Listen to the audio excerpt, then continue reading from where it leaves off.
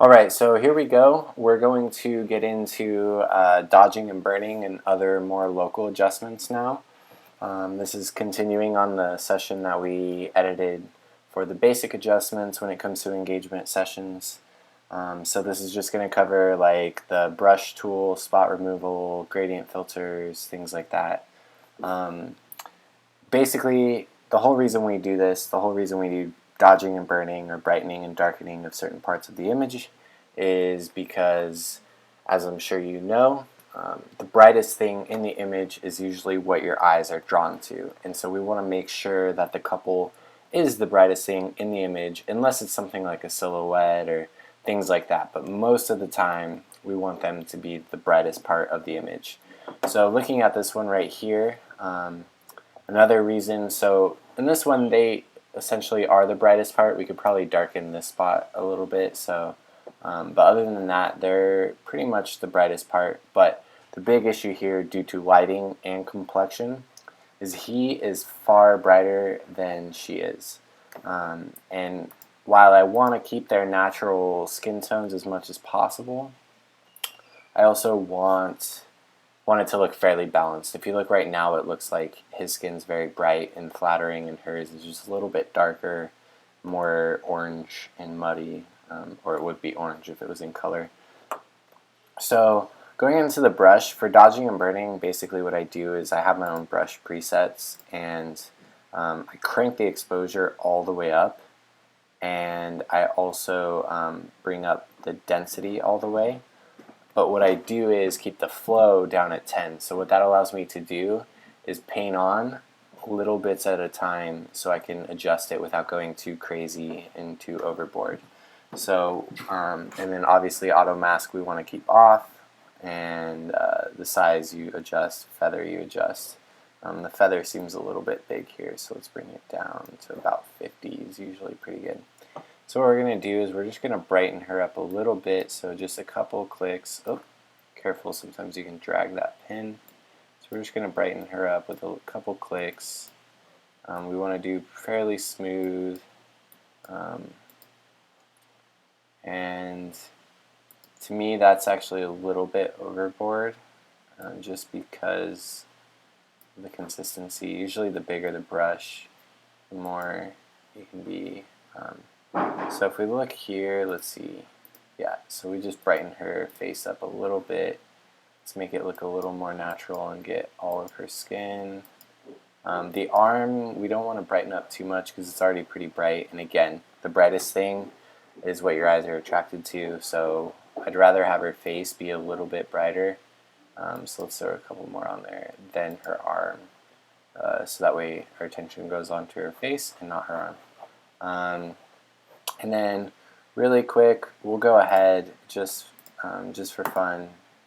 I normally wouldn't necessarily do this, but if we really want to polish this image, we can darken this part a little bit too, just so it's not as distracting.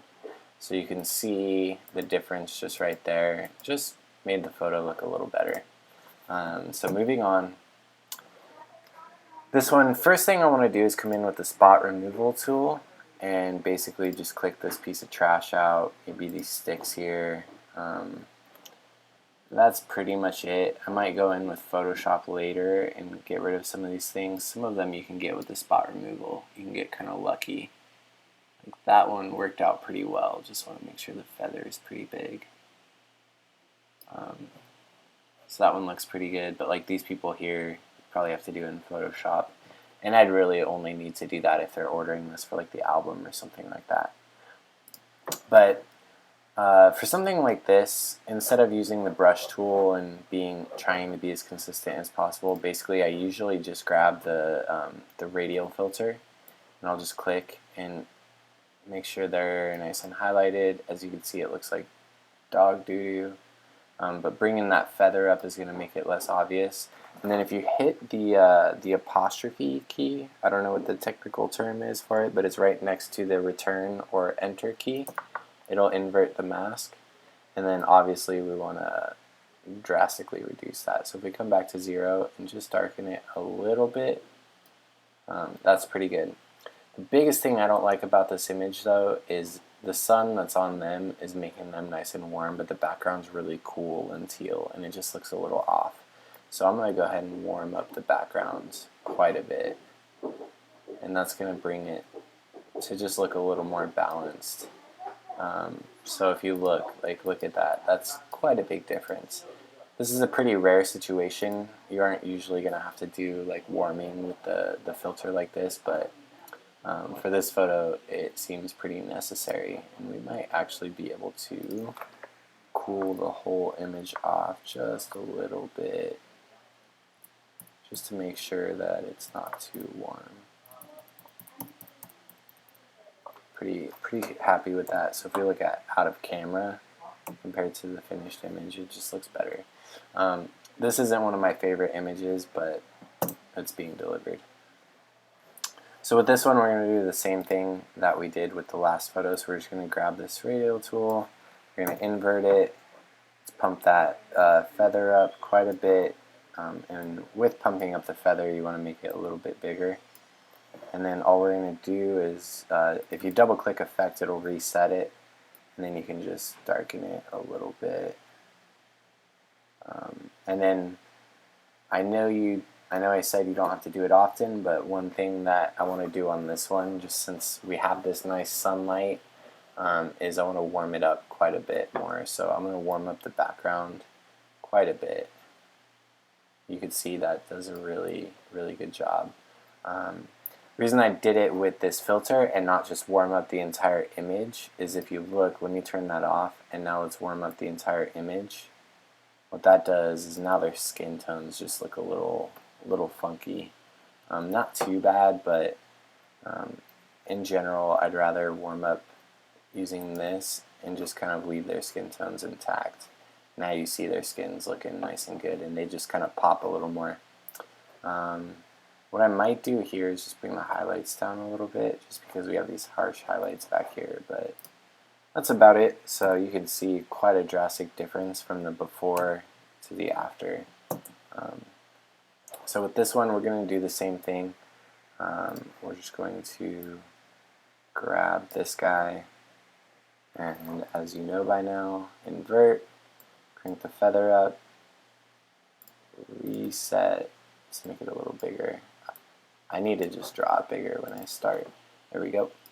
And just darken it down just a little. In this one I might actually just do the shadows. And then we'll warm up the background quite a bit on this one, just to give it that warm backlit sunlight feel. So if you look here, big difference. You can see how they just kind of pop a little more. So that's that. Same thing with this one. You know the drill. Invert, bring the feather up. Again, the reason we bring this feather up is just so it doesn't look very obvious. With my editing style, I never want it to look edited. See what happens if we warm it up just a little bit. Not bad. And then what I'm going to do here too, this is just like a little extra layer if I want to make it pop even more, is I'm going to burn and just kind of bring this ground down a little bit. It just seems a little bit distracting. So start with that, and this tree seems kind of distracting. And you can see that was a little much, so I'm going to dial it back. So if we take it off, it just kind of darkens it a little bit. And so that's here's the difference between the before and after.